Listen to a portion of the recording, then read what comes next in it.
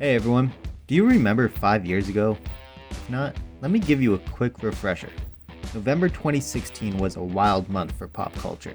The Las Vegas hockey team revealed their new name as the Vegas Golden Knights, Doctor Strange topped the box office for the month, and Call of Duty Infinite Warfare was the best-selling game of the month according to the NPD charts.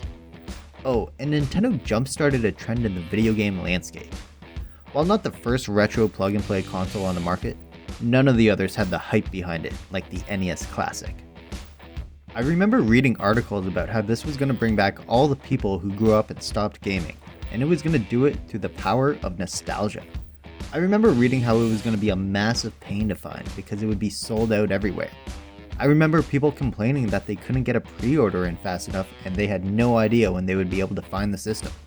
The general public was extremely interested in this. Nintendo was right. All those people who loved the NES as kids were now adults and had money to spend however they wanted. In fact, I think Nintendo even underestimated how well it would do, because a year after it was discontinued, they re-released a new batch of systems to satisfy the demand. The announcement and release of the NES Mini definitely caught people off guard. It was right in the middle of the hype cycle for the Nintendo NX, which would eventually become the Nintendo Switch. So people were definitely not expecting new hardware. But on November 11th, 2016, the NES Mini console was released in North America, and those who were lucky enough to get one were pretty satisfied overall. The NES Classic simplified everything. For most people who weren't big into retro gaming, words like emulation, clone consoles, CRT TVs meant very little. But people could all of a sudden take one cord, plug it into the wall for power, and then plug one more cord into a current flat screen TV and play Super Mario Bros. 3. No accounts, no internet connection, no cartridges, just plug and play, and it was very enticing for a lot of people. The system was easy for anyone to understand. With very little settings, the ones that were present, like changing the aspect ratio or changing the language, were clear as day as to what it meant. It really did capture the feeling of turning on a system and playing right away. There was nothing complicated about using the system. Anyone who hadn't played a video game in 15 years could turn it on and figure out how to pick a game and start playing instantly.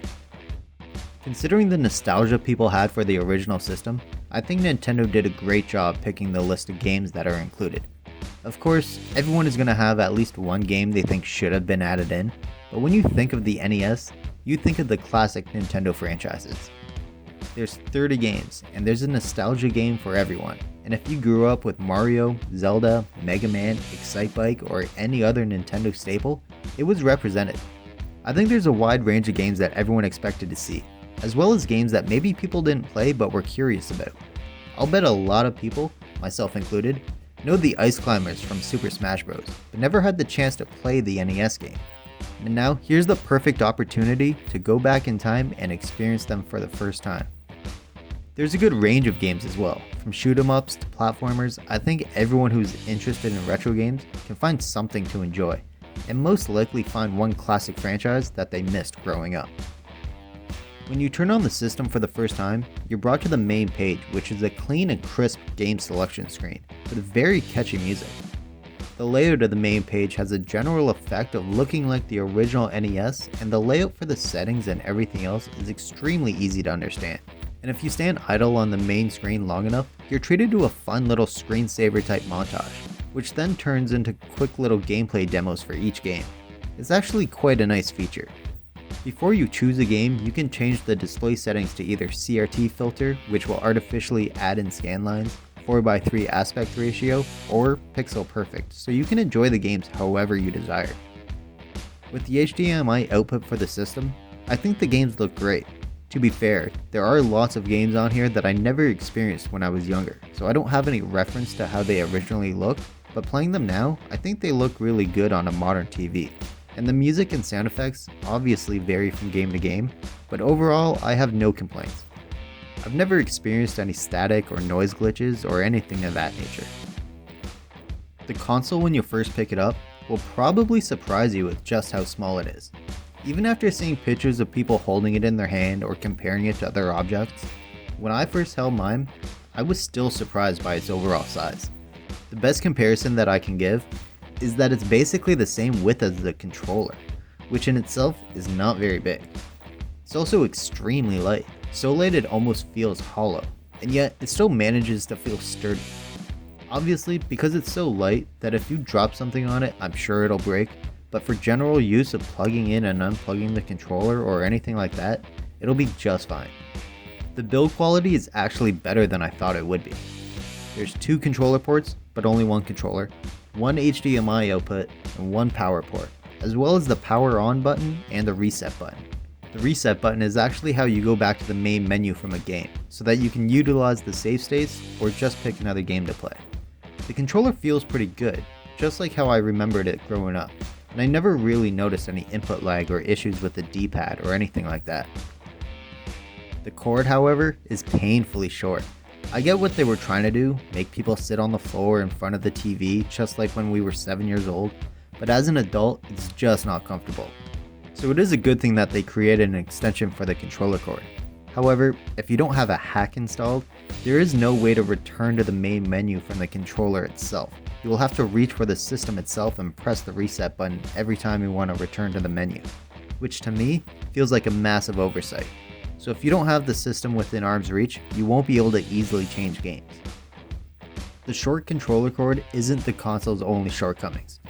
Nintendo didn't produce the console for a very long time, and also released it with very limited stock, something that received a lot of criticism. They were accused by multiple outlets of purposely having a limited stock in order to artificially create scarcity, claims that Nintendo denied. To their credit, they did re-release the console again a year after originally discontinuing the system, in order to meet the demand. But the release of the system was plagued with resellers trying to double and triple the price of the item, which frustrated the general public, something that is all too familiar with the situation surrounding the Xbox Series systems and the PS5. Because of the scarcity, there have also been a lot of knockoff systems trying to cash in on its popularity, some having hundreds of games preloaded onto it, but obviously not officially licensed by Nintendo. These systems usually have massive flaws in build quality, duplicate games, input lag, and many other issues. I'd recommend staying away from those systems as they're basically never up to par. While being a reason for knockoff consoles to come to market, the NES Classic also made enough waves for the bigger gaming companies to take notice. The Super Nintendo Classic, PlayStation Classic, and Sega Genesis Mini started being produced and making headlines across the video game landscape, all trying to cash in on the power of nostalgia. But it was the NES Classic that, while not the first, was definitely the most influential mini console on the market. 5 years later, and honestly, I'm super happy with the system as a whole. While I don't use it as often as I could, considering I play a lot of my NES games through the Nintendo Switch Online service instead, this is still a great way to play a good amount of classic NES games. The system isn't perfect. I feel like a lot of people would prefer to have an SD slot in order to load in more games, or a virtual store within the console to buy more games, as the list of games being stagnant means people will eventually grow bored of it. I know there is a modding scene for the system, but it's something I know very little about, so I'm definitely not the person to listen to about it. But with the classic games that are available, the ease of use the system provides, and the dose of nostalgia it gives people when they turn it on, I think the system is still a great addition to any game room. And that is my look back at the NES Classic 5 years later. I hope you enjoyed the video. If you did, be sure to hit the thumbs up, it really helps out a lot. And be sure to share the video with anyone who might enjoy it. If you're new here, be sure to hit the subscribe button for more video game related content. And if you want to check out another way to play retro games, this time using original cartridges, then be sure to check out the video I have on screen all about the Retron 5. Thank you for making it to the end of the video, and thanks for watching.